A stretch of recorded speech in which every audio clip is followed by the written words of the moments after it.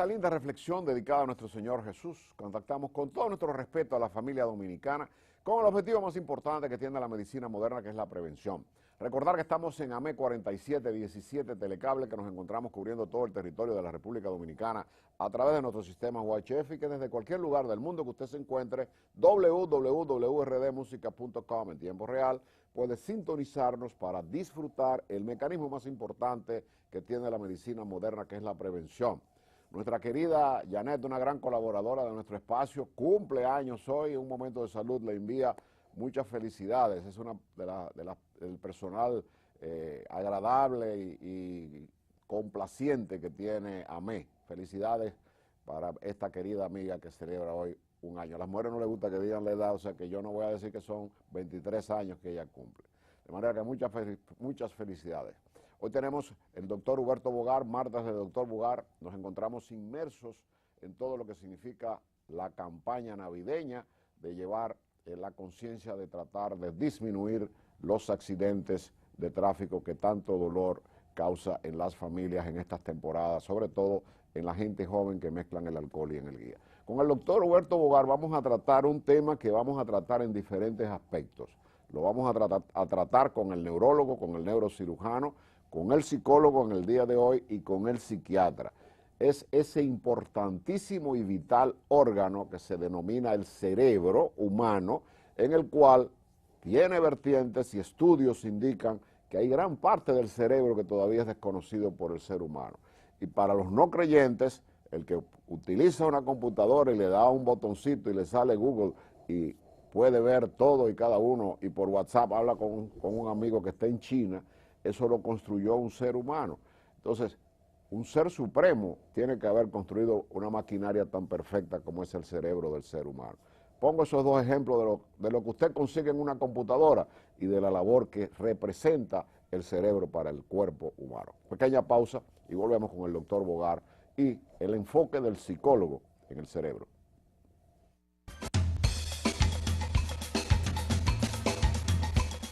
Día del doctor Huberto Bogar, a quien damos la bienvenida. Hoy vamos a tener un programa, doctor, en el que yo voy a intervenir poco, porque usted es una autoridad en lo que es el cerebro. Yo quisiera llevarle un mensaje a los televidentes que usted tiene, que son cantidad de gente que me preguntan cuál es el tema del doctor Bogar por las redes sociales. Ese órgano tan importante con el cual usted todos los días se sienta enfrente de un paciente y comienza a indagar.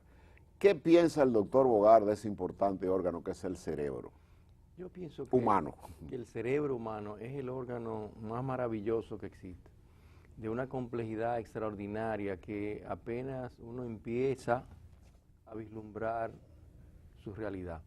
El cerebro está compuesto por neuronas, millones de neuronas que se conectan, pero no solamente se conectan de acuerdo con patrones genéticos, sino que tienen una plasticidad, de manera que las neuronas y su actividad química y eléctrica hacen posible el comportamiento.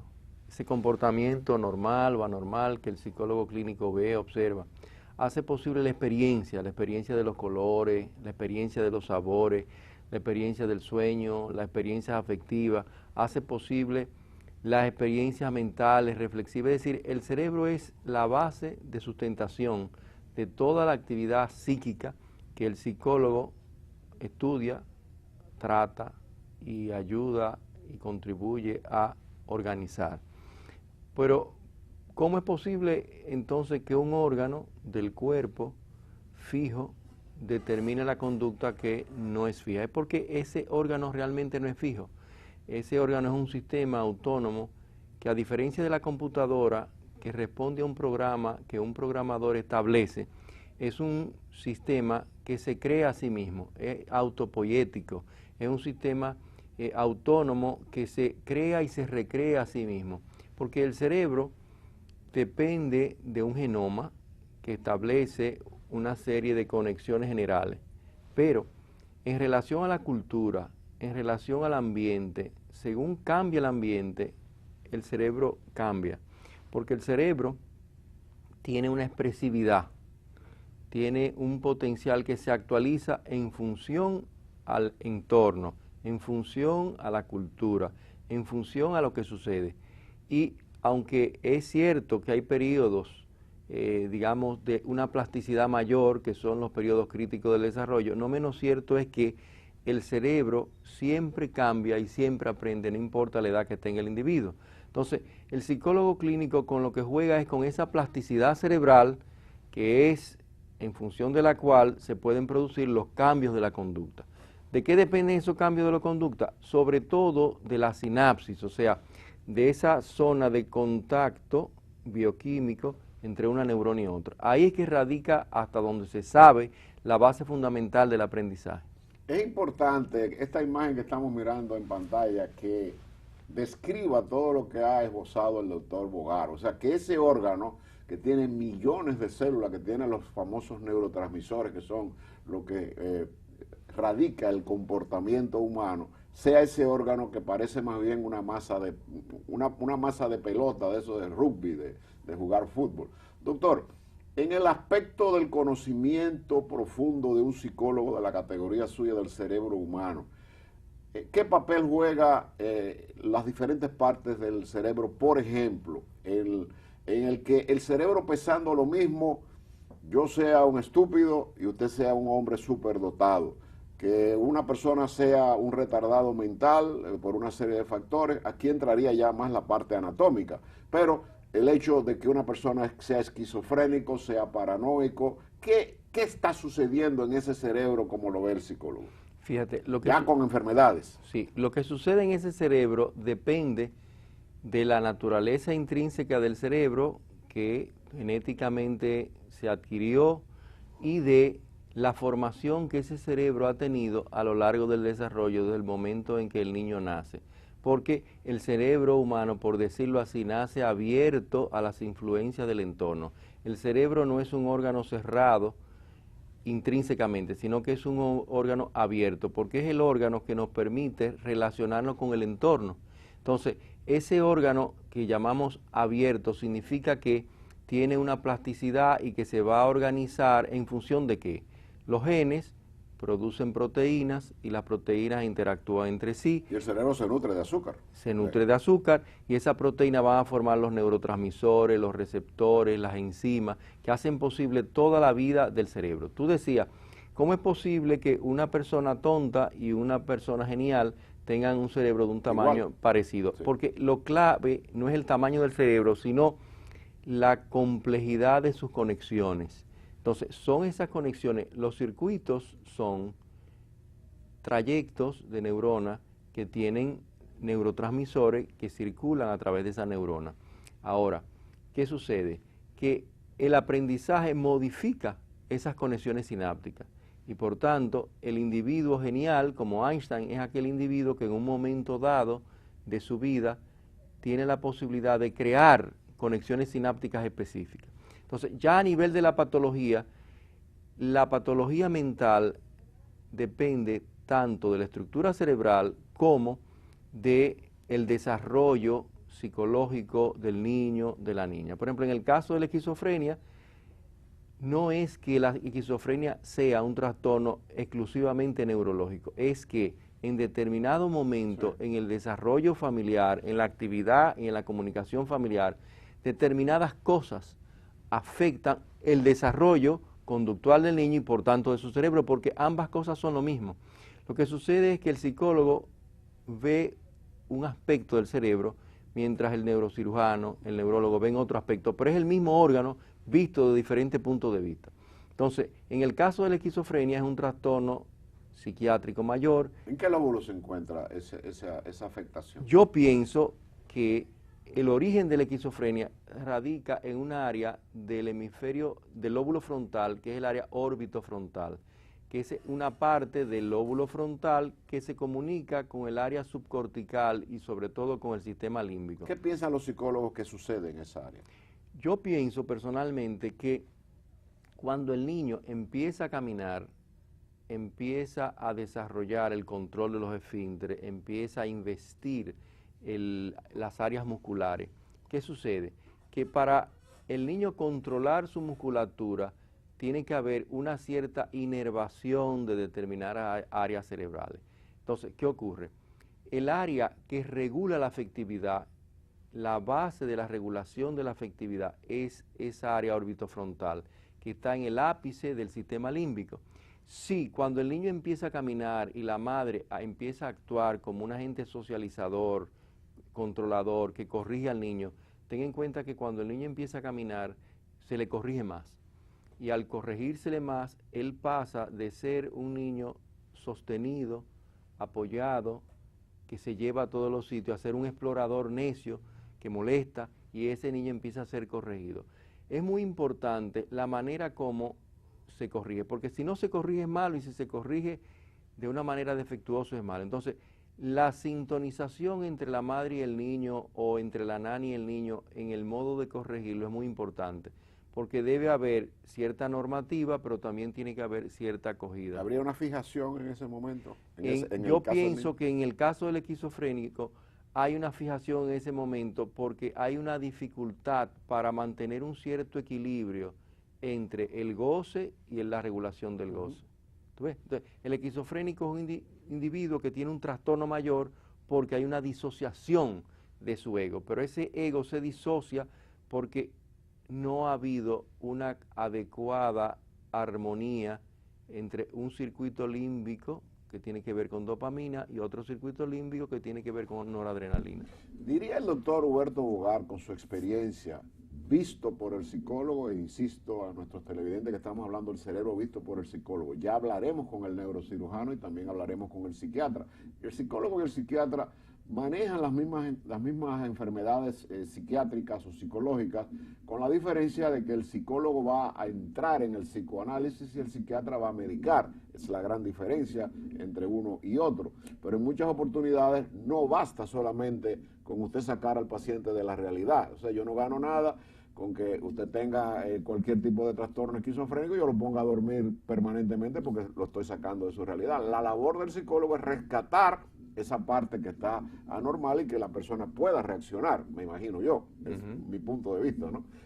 Como un neófito que soy en esta materia. Pero desde el punto de vista, ahora, todas esas formaciones ocurren necesariamente en ese desarrollo que usted habla de la niñez, de que ese esquizofrénico tuvo un trastorno en esa etapa de su vida. Fíjate, en realidad la esquizofrenia como enfermedad aparece usualmente en la adolescencia o en la adultez temprana. Entonces uno se pregunta por qué si aparece en ese momento. El doctor Bogar habla de la primera infancia. Es que las estructuras básicas que se ponen a prueba ya en la adolescencia o en la adultez temprana se organizan precisamente en la primera infancia.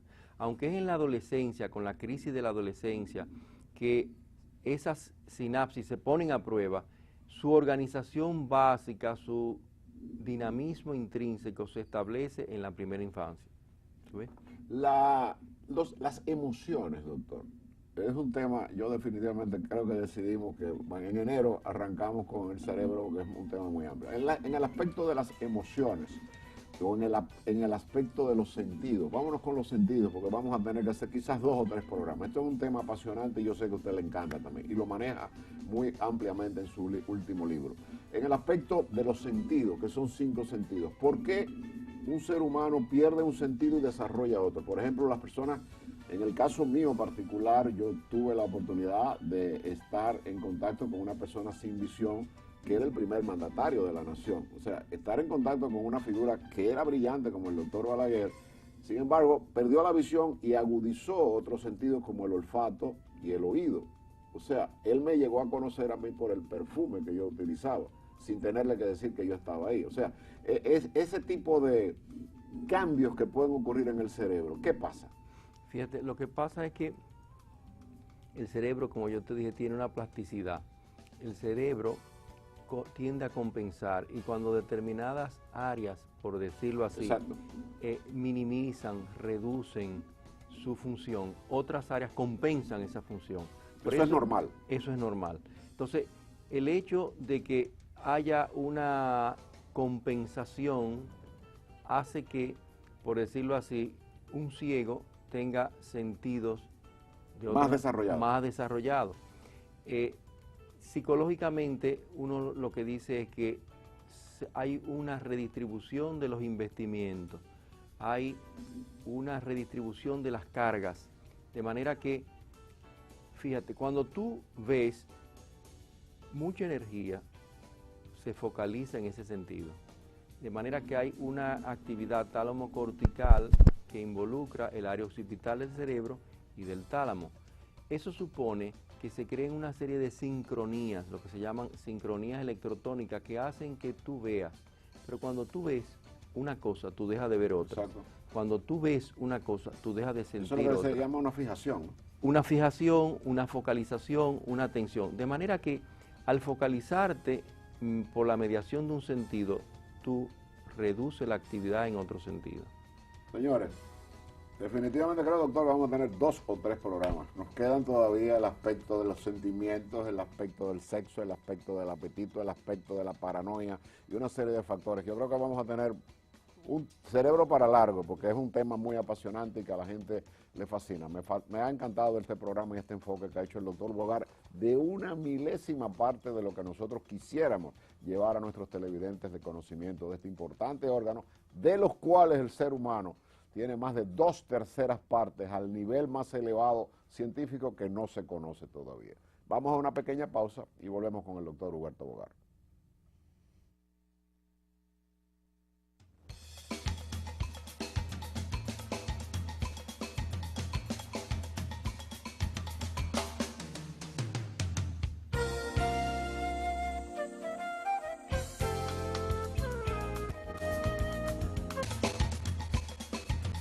En la pausa, el doctor Bogar y yo estábamos conversando lo apasionante que es este importante y vital órgano que es el cerebro. En ocasiones, el cerebro deja de funcionar, que es lo que se llama muerte cerebral. El corazón y la circulación puede seguir funcionando. El pulmón artificial o la ventilación asistida, usted cree que ese paciente, y la muerte cerebral decreta la muerte de ese paciente, aunque el corazón siga latiendo. Y hemos querido, vamos a hacer más programas en esto. Doctor, finalmente, ¿qué expectativas tiene el ser humano del cerebro? Que lo vamos a terminar siempre así. Son muchas las expectativas. Para solo tocarte un área, en base al conocimiento neurocientífico que se ha venido desarrollando en las últimas décadas, hay una área de la investigación importante en la que trabajan premios Nobel como Edelman, figuras como Francisco Varela, el chileno, que es el de la robótica. Eso va a cambiar el mundo. Sí. Porque si bien la computadora es un aparato que no puede considerarse verdaderamente inteligente, porque hay una programación que determina la respuesta posible. Pero es un avance extraordinario. Pero en la medida en que el robot se mueve, podemos hablar que tiene inteligencia. Una verdadera inteligencia. Eso es ya, eso ya el cerebro del futuro. Que también lo vamos a tocar.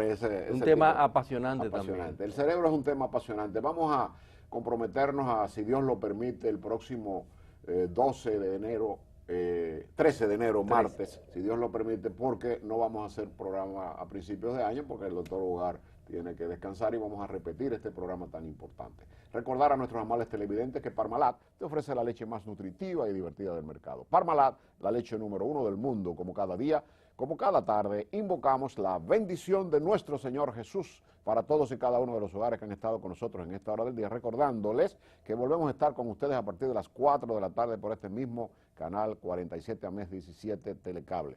Desear al doctor Bogar y a toda su distinguida familia, su esposa, sus hijos, unas muy felices y cristianas Navidades, ya que nuestro próximo programa será el próximo año. Tengan un día feliz, que el Señor les bendiga y recuerden, nadie está a salvo de las derrotas, pero mejor perder algunos combates en la lucha por nuestros sueños que ser derrotado sin saber siquiera por qué se está luchando.